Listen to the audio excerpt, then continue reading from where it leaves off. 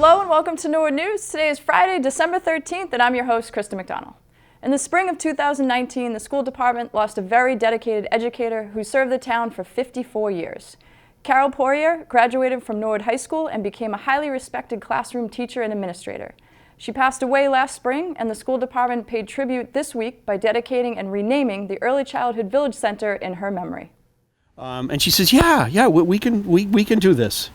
And it was a place that she had envisioned not just for kids to be tutored, but for families to socialize, for families in this neighborhood and the Callahan district to get together and to talk about parenting and to connect with one another. And she found that just so wonderful. But I just want to say thank you to everybody for appreciating my mom and just everything, my dad. I just want to say thank you. It's so nice to see everybody show up. Hi, Rhonda. You know, and that's it. That's all. I'm not good at this. So it's been a tough one. And just thanks, everybody. Dedicate this house to Carol Poirier. Full side.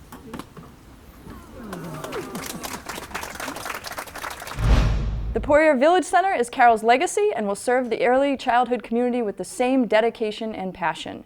She was such a remarkable woman.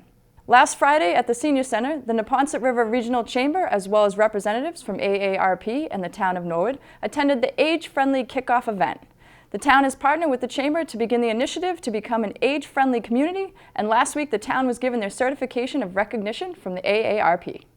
I think the key to all of this is understanding that it's about every community looking at their population, saying, how do we make sure what we do every day in our budget, every day in our programs, and the community activities, that we are mindful that people are aging in that community, and the things we can do to make it easier, more welcoming, are really what the approach of age-friendly is. And it can be very practical when it comes to things like how do you design your parks, how do you accommodate transportation needs in a community, and it also can be very, I think, an attitudinal thing. It's an appreciation, for example, that in Norwood, I'm sure there are many seniors who are in a place where they are feeling isolated, maybe not as part of the community as we want them to be, and so part of the age-friendly movement is to ensure that people get the message that they are very much welcome in staying engaged. So it's an attitude, it's a movement that recognizes that the strength of a community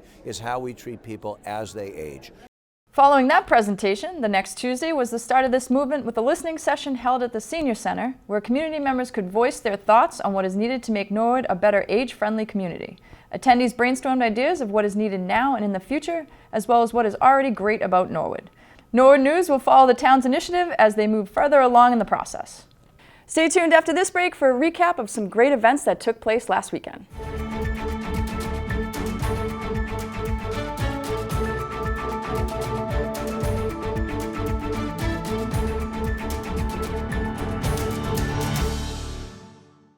Alex Berenson, author of Tell Your Children the Truth About Marijuana, Mental Health, and Violence, is speaking in Norwood on January 9th at 7 p.m.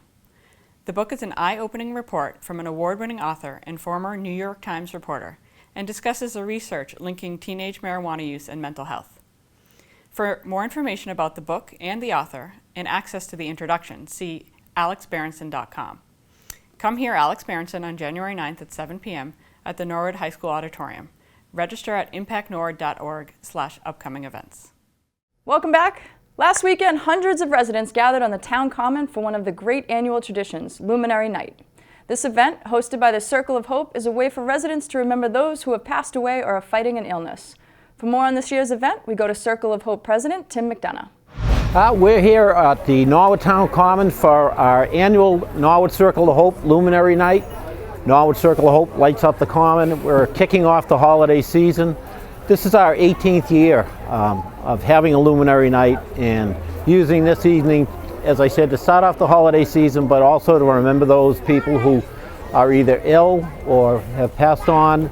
This is the holiday season. We want to keep them in the spirit of them alive. Today we're doing that here. and generating money for the Circle of Hope. We start this a few months ago where we have luminary bags that we sell.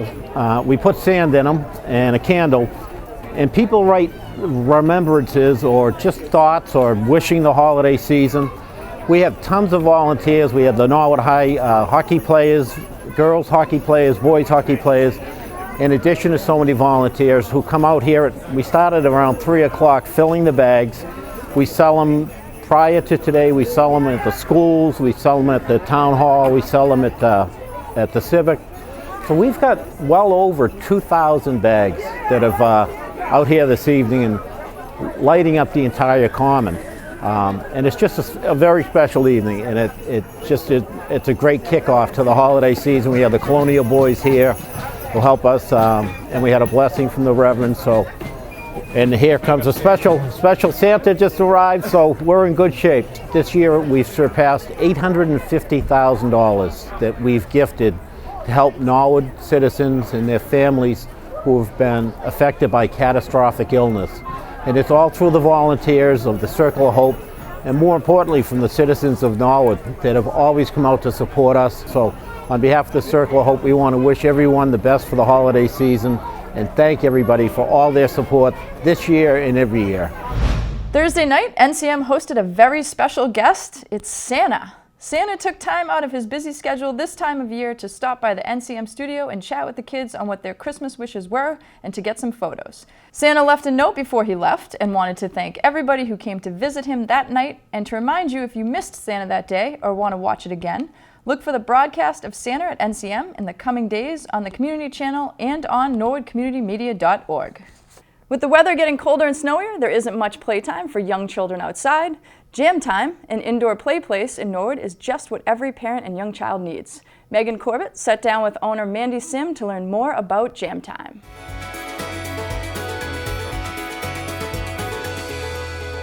As the weather changes from season to season outside, inside at Jam Time in Norwood it never does.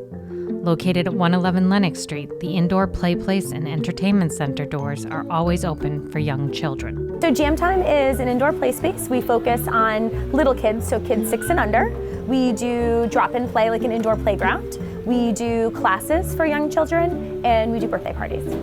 Mandy Sim and her husband Jim opened Jam Time when they decided to move back to the East Coast. We were in the film industry in Los Angeles, so we were in the 3D animation, visual effects world, and we wanted to move to the Boston area to be closer to our family and just for the great schools we have here for our kids who were 2 and 4 at the time, and we just couldn't do our jobs here.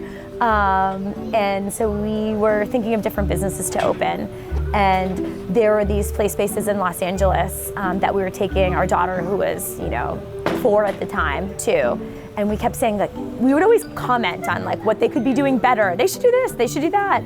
And when we were really thinking about the business idea, we're like, what about an indoor play space? If they're popular in LA, like, they have to be popular on the East Coast. And then, of course, we took it to the next level of, what's out there in terms of play spaces. And back when we, opened in 2010, there weren't nearly as many, at least there's more now, but there wasn't a huge amount of play spaces, and so we decided to open one. Jam Time in Norwood is the Sims' 3rd location, and they found the perfect fit with the community. We had a few different locations in mind, and we just kept going back to Norwood. There's a lot of families. There was space available, which could be hard to get as a business owner, finding the proper space, and it had our clientele, just lots of young families. Open all year long, winter and rainy days are very popular at Jam Time. So November through April is our busy season. And then summers slow down for us, just less birthday parties, less people coming in for indoor play, of course, if it's a rainy day. Mandy and Jim left it up to their family to help them pick a fun name for their company. So we started with fun business names that we thought would be, fun for a child, like fun, have a, makes you think of childhood and play and be a little whimsical and fun. And so we came up with, gosh, probably 30 or 40 names. And then we made sure there was a website that easy website associated with that name. And then we sent an email out to our family and friends and asking everybody to vote for their favorite name. And I think it was between Jam Time and Gumdrop Palace. Jam Time takes pride in their cleanliness and quality of product they offer families. We are really, really, really vigilant and passionate about clean, quality play. And if a toy breaks, we fix it. You know, our team has a huge, list of, every day, every week, every month, what needs to get cleaned, what needs to get deep cleaned, when the ball pit needs to get sanitized. So we, really hold to the highest regards, cleanliness, and on top of that, just high level of customer service. When you have a birthday party here, we do everything. We do it, with a friendly face. When you come in for play, our team, we're really lucky in regards to, it's no longer just my husband and I running one store. We now have a team of awesome managers, and, they hold that same philosophy true, just very friendly, very clean. Jam Time provides much more than just indoor playtime. Mandy teaches a variety of classes. So we offer, traditional, mommy/daddy and me type of classes that I teach at all of the locations. So, music and movement, and we do an obstacle course and parachute play and bubbles and art. So we do a lot in a 45-minute class. We do a preschool science class for, 3.5 to 6-year-olds. We have a ballet class. We have, what am I missing? Music classes at all of our studios. Mandy loves the relationship she has created over the years with the families that come into Jam Time. I love interacting with families. I think it's, it's really rewarding. I love, like I mentioned, I teach our infant toddler classes here, and I love making that connection with young children, and I love getting to know families. To learn more about Jam Time, visit their website or Facebook page. Stay tuned after this break to find out what is happening in your local government.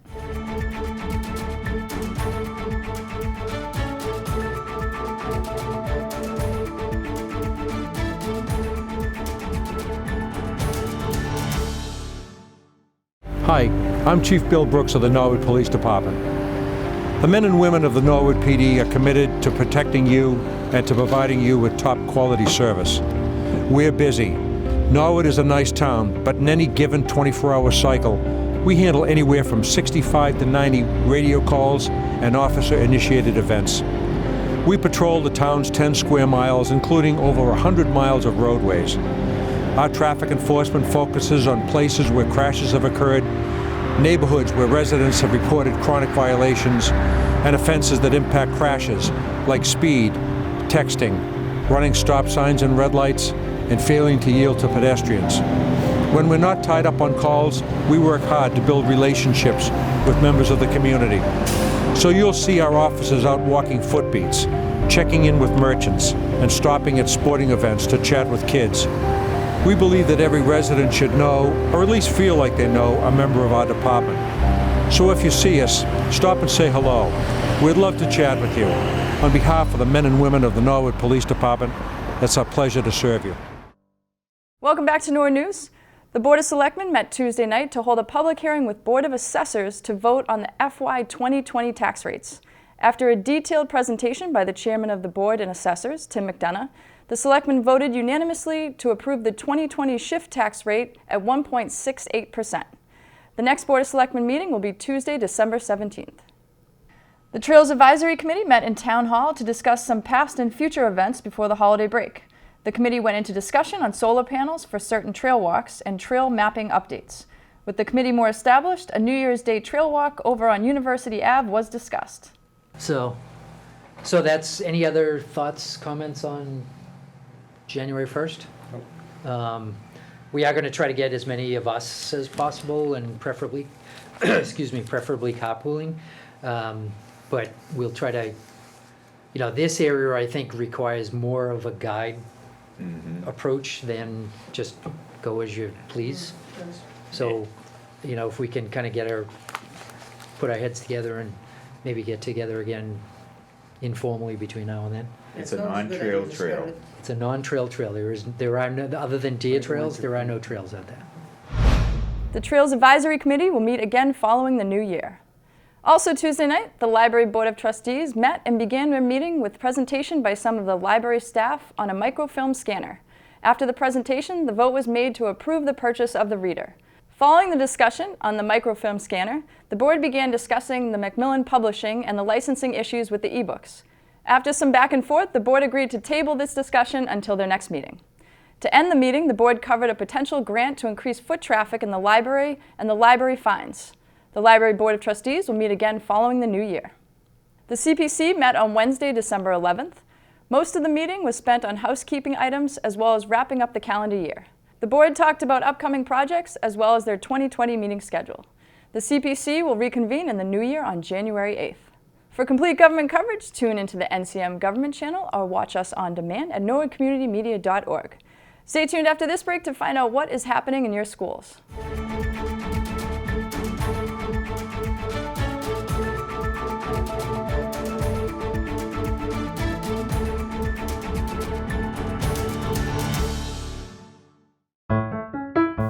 Do you want to stay up to date with Norwood Community Media? Then subscribe to our weekly NCM newsletter. Every Friday, our promotions department publishes an online newsletter that highlights the work of NCM and the latest happenings.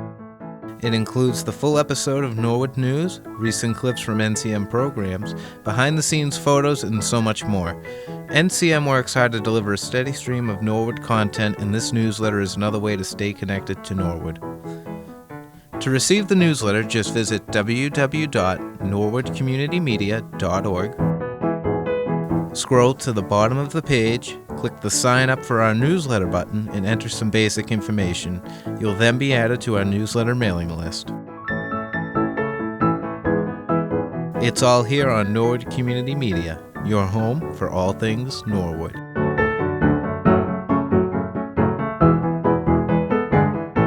Welcome back. Now we're going to toss it over to our Norwood Schools reporter to recap everything that has happened this week in the Norwood Public School District. Hi guys, I'm Stephen Allinger, and let's take a look at some activities happening in our Norwood schools this week.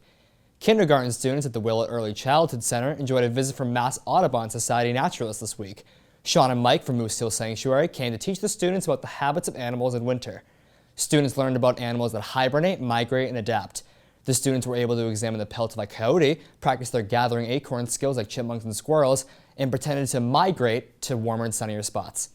Thank you to PTO Enrichment Coordinator Mandy Hampton for organizing another great enrichment program. The Prescott School started collecting toys for the nonprofit charity Toys for Tots. Third grade students helped decorate the collection boxes and create some advertisement posters to put around the school. Families in our community were notified via Facebook and paper flyers. Soon after the campaign began, we discovered that Norwood High School was also collecting for Toys for Tots, but with a special twist. Caitlin Notebart, a teacher at Norwood High School, issued a friendly challenge to Walpole High School to see which town could collect more toys. Naturally, we contacted Caitlin and asked to join her team.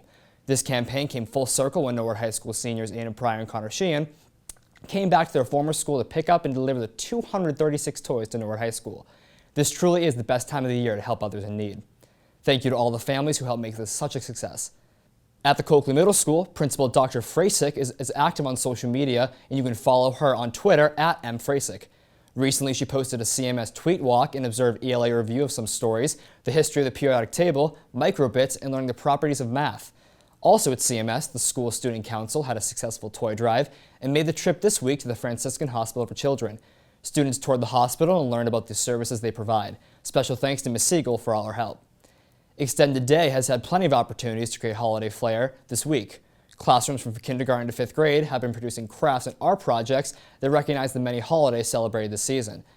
Something new this week has been Extended Day's focus on space in the solar system. Winter months, especially December and January, present the clearest skies for looking at the stars and planets. December 12th was the last day in the year we can see a full moon. Extended Day created tinfoil rockets, neon planets, and brilliant galaxy globes as they blast their way through outer space to orbit the stars. Run, run, run as fast as you can, right on over to Little Mustangs Preschool. Students have been reading a variety of gingerbread stories from the traditional gingerbread man to the gingerbread cowboy. Every story has different endings, but most every story has a sly fox and a river that the gingerbread needs to cross. That made the Little Mustangs wonder, how can we help that gingerbread man? In the makerspace, students were able to experiment with different ways to help the gingerbread cross the river. Students came up with creative ways to do this. We think that they would have been able to outfox the sneaky fox. The Little Mustangs also were able to explore more fun activities in the makerspace this week. A bunch of yummy-smelling gingerbread Play-Doh was made so students could make their own gingerbread people. Students built trees and houses with magnet tiles and decorated them with jingle bells. Students also built trees with cups and pom-poms. The Little Mustangs are finishing up their week by inviting families into school to do a gingerbread craft together. It was a delightfully delicious week on Prospect Street. At the Callahan School, the PTA recently sponsored the annual Holiday Shop. This much-anticipated event allows students to shop for family members, and the spirit of giving was clearly evident. In addition, students and staff recently wore blue in recognition of National Diabetes Day. Mrs. Garrity and students in grade 5 shared information to classmates regarding diabetes and responded to thoughtful questions from peers. Lastly, the a cappella group, Ball in the House, came to the Callahan filled with lots of dancing from the students in the audience. The Oldham Student Council asked to help out the High School Toys for Tots Challenge as their first project of the year. With the help of the Oldham families, we were able to collect close to 100 toys. Thank you to all who donated. Balch School students enjoyed some playtime in the snow last week after the snow day. Students who bring proper snow gear or change of clothes with boots are allowed to play in the snow at recess time. The first time in the snow is always the best. And finally, in Norwood High School news, the November Students of the Month are Priscilla Zhang and Anthony Venuto. Well, that's it for school news. There is something interesting happening in all of our classrooms and schools every day, and thanks to all the educators who share their news with us. For more information about the Norwood school system, please check the website, Facebook, and watch NCM. Now, let's go to Brian Dunn for the latest sports news.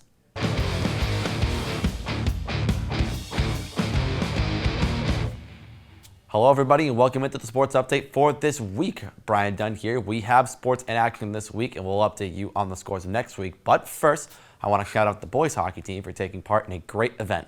The boys went to Walmart after practice Monday night to pick out toys for the Gifts for Kids organization. Gifts for Kids is a program that helps ease the financial burden for families in need during the holiday season. Also Thursday night, the Norwood Gridiron Club held their annual end-of-the-year banquet at the Elks Lodge. Congratulations to the football squad on a great end to the year with a Thanksgiving victory over Dedham. And that's all for sports this week. Check back in next week as we'll update you on everybody's opening week in sports. Thank you for tuning in. Kristen, back to you. Thanks, Brian. Monday night, Together Yes and Progress Norwood hosted their monthly sustainability series at the library. Susan Clare, director of Together Yes, tells us more about this month's presentation. Hi, I'm Susan Clare, director of Together Yes, along with Norwood Library and Progress Norwood. We have presented the film The Altruism Revolution, which it turns out is not a revolution, but goes very far back in our history.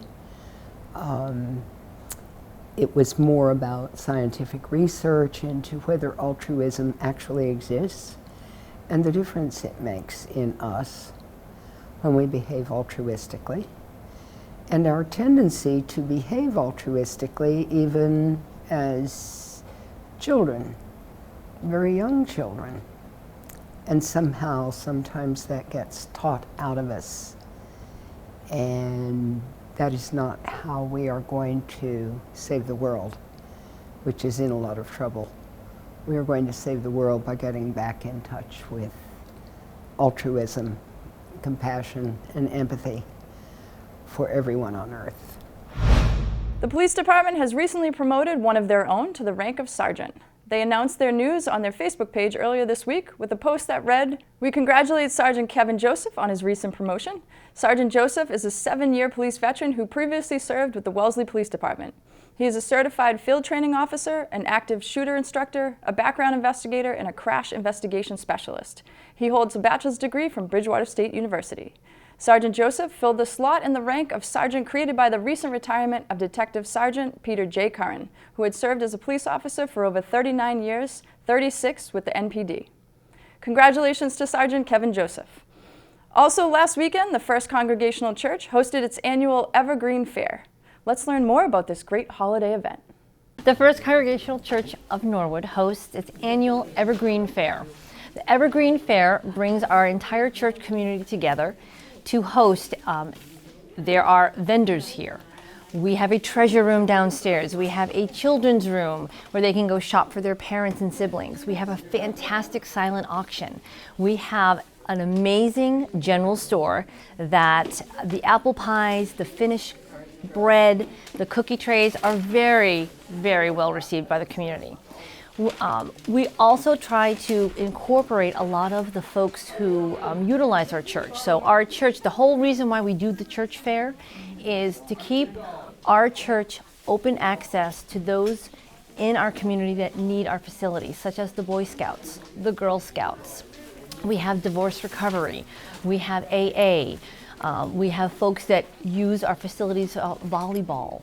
A lot of different organizations come in to utilize our church. So our fair helps to keep our church doors open and keep them open not just for the community for our church, but for our church members.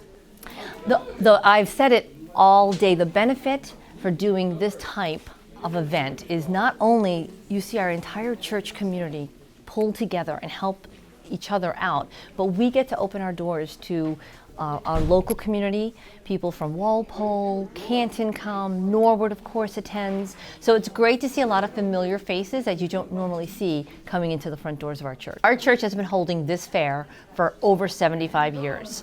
So it is a staple in our community and for our churchgoers. So I carve out all the signs that you see here. I'm a stay-at-home dad of 3 who basically does hobby woodwork on the side. So these are all carved signs. I do basically engraved nameplates and Christmas signs, as well as other small woodworking and wedding gifts also as well. Well, that's all for Norwood News. To stay up to date with Norwood Community Media, follow us on Facebook, Twitter, and Instagram. As always, thank you so much for watching. Have a great weekend.